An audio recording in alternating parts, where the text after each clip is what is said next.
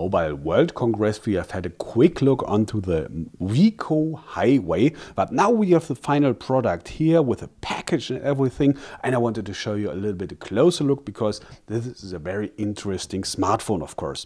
First of all, we have those in-ear phones here, and especially this is something special for a smartphone, even if it's costing just some cents, but you have adapters for SIM cards, and that's especially interesting on this case because one on the right, one on the left, yes, it's dual SIM. So meaning you can operate two SIM cards at the same time. Both are, by the way, micro SIM cards. So this is, at least here in Germany on this market, an exception that you have dual SIM phones.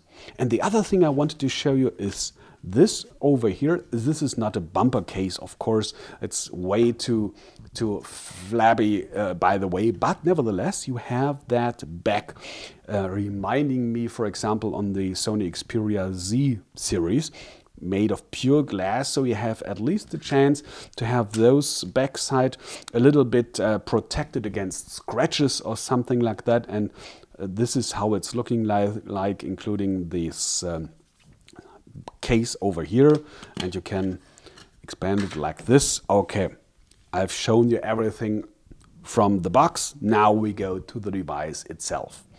Of course, it has Octa-Core processor. Coming to this a little bit later. Just wanted to start with the display because, as you might remember, this is a 5-inch IPS display, full HD resolution, meaning we have a size of 62 by 110 millimeters, diagonal exactly of 4.96 inches, coming to 444 ppi, meaning this is a region of, let's say, for example, the Nexus 5, better just only the HTC One with 472 ppi, meaning you have extremely sharp, like you can see here. Let me go a little bit closer again.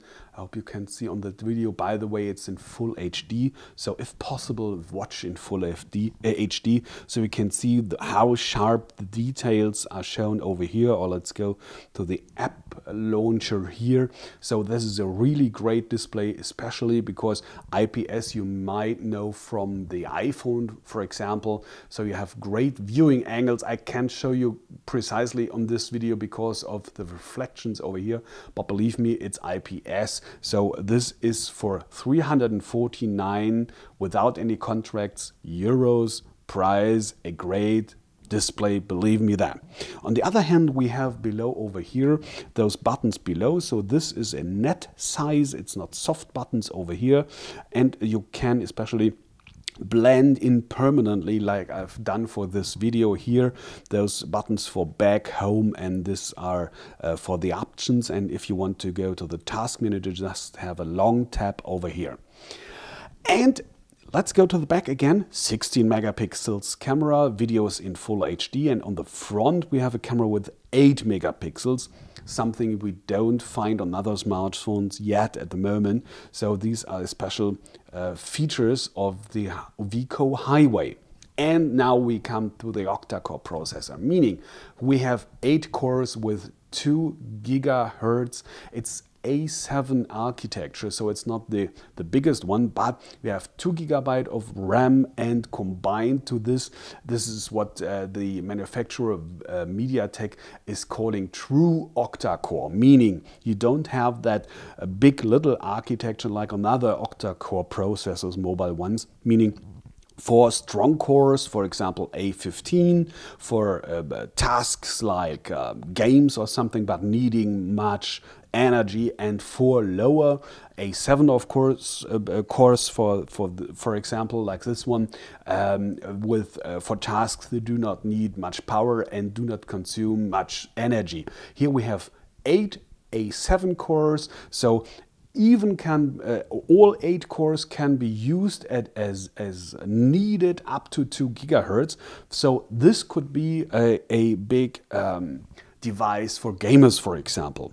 So I made, as you have seen already, or might have seen, some first benchmarks. Here we have, as you can see, This is SunSpider, coming to 872 milliseconds, meaning this is a value compared to all other smartphones I've tested in the last 12 months. That's 40% above the average. Or another example is Antutu 4, 30,614 points, meaning plus 29% above the average. Or what have we here? I have my long tap Geekbench, exactly. Geekbench 3, it's a multi-core score for 2,687 points, and this is a value that's 48% above the average. That's much, but compared to, let's say, for example, the Sony Xperia Z1 Compact that has 56%, or Nexus 5, 55%. So again, this is 48% above the average. So you reach with this Octa-Core processor just like the niveau of a Z1 Compact or Nexus 5, a little bit lower, but not more. And that's something that's surprising, at least it surprises me, because I awaited for Octa-Core processor at least 20–30% more power, especially in those benchmark performances like Octa-Core processors, you know what I mean. And especially what I detected, again, long tab, here we go, for GFX bench, for example, and let me show you that T-Rex test, that's OpenGL2, as you might know. Here we go. I hope at least we go. Come on. Come on. No. So in the meantime, while he's like, that I wanted to show you. Okay. Here we have a graphics with 10 frames per second, or to be precise, 10.5 frames per second. This is what I mean, that if you want to try graphic games like this one on this device, you have only 10 or 11 frames per second, and that's not smooth motions. This is a value that's 39% below the average. So this is extremely weak, especially on 3D Mark Ice Storm Unlimited. I got 7,232 points. That's again 34% below the average. So meaning you have, I guess, at least a very weak graphics processor in this, or maybe the RAM is not of the highest quality or whatever. So this is very slow. So this is not a device for gamer, definitely. That's awful, because you have that big screen, you have that high resolution, and that quite low price. So that would be a great device, but sorry for that. This is nothing for you. On the other hand, like I showed you, we have a 60 megapixels camera, 8 megapixels camera. Maybe it could be something for multimedia fans. But when I can walk you around once again, you see we have those both slots for SD cards, for SIM cards, sorry, but no slot for SD card. There's no room. No SD card slot, meaning you can't expand the internal memory. And that's the point. 16 gigabyte internal memory, that's leaving out of the box a net memory of 12.3 gigabyte. That's way too low for multimedia fans, at least, who want to have their music and their photos and their videos. That's kind of strange to build a smartphone like this one with a strong multimedia, at least I guess they are strong from the values, and then just build in only 16 gigabyte internal memory. That's odd. Even if you can plug in USB on the go here down the micro USB slot, so you can, with an adapter, just 2, 3, 4 euros, plug in, let's say, USB sticks or external hard drives or whatever into here, so you can remove your data, but nevertheless you want to have your data with you on the way with the smartphone, I guess. So this is not a device for multimedia fans too. And we do not have LTE, we not even have dual cell HSPA, so we just have that pure 21 megabits per second in 3G. and we do not have NFC. I do not know what for, but I just wanted to show. But what we have is Bluetooth 4.0 with that low energy mode. That's something that could be useful, but nevertheless, this is a problem.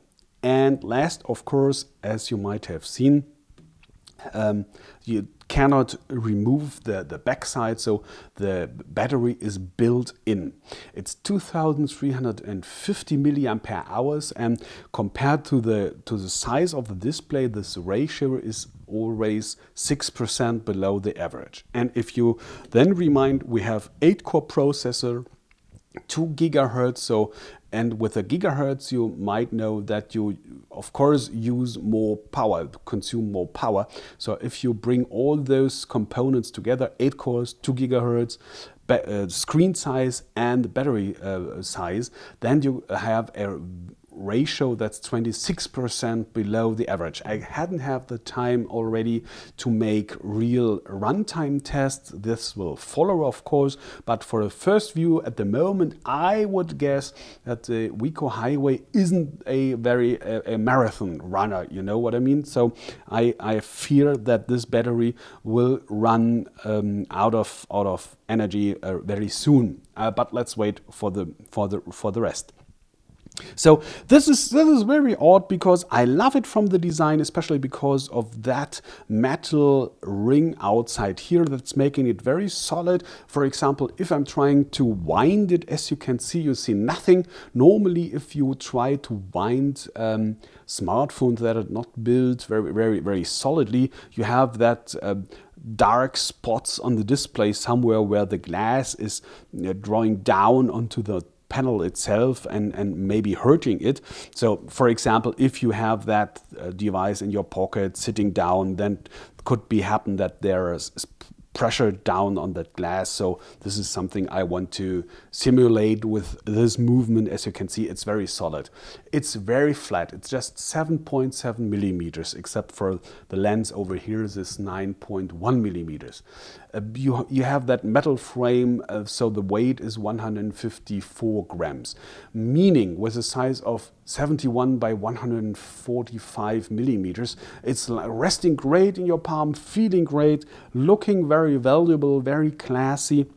But at least you have to accept that small memory, and that you have not the strongest processor. So it's nothing for gamers, nothing for multimedia fans, just for say regular users who do not have to have that much storage or memory, and say, okay, I do not need the best processor in the world. This is just enough for me, and just want to spend 349 euros without any contract, meaning street prices or prices in the web will go down to, let's say, 320, 330 for a start. Someday, at least, I guess, a little bit below 300 euros. So this is not much for a solid phone with this display and everything, but unfortunately, it's not perfect. That's, I guess, the problem, finding the right public for this kind of device. Well, I hope I could help you a little bit with this first impressions of the Wiko Highway. Thanks for watching, take care, and I hope to see you back soon.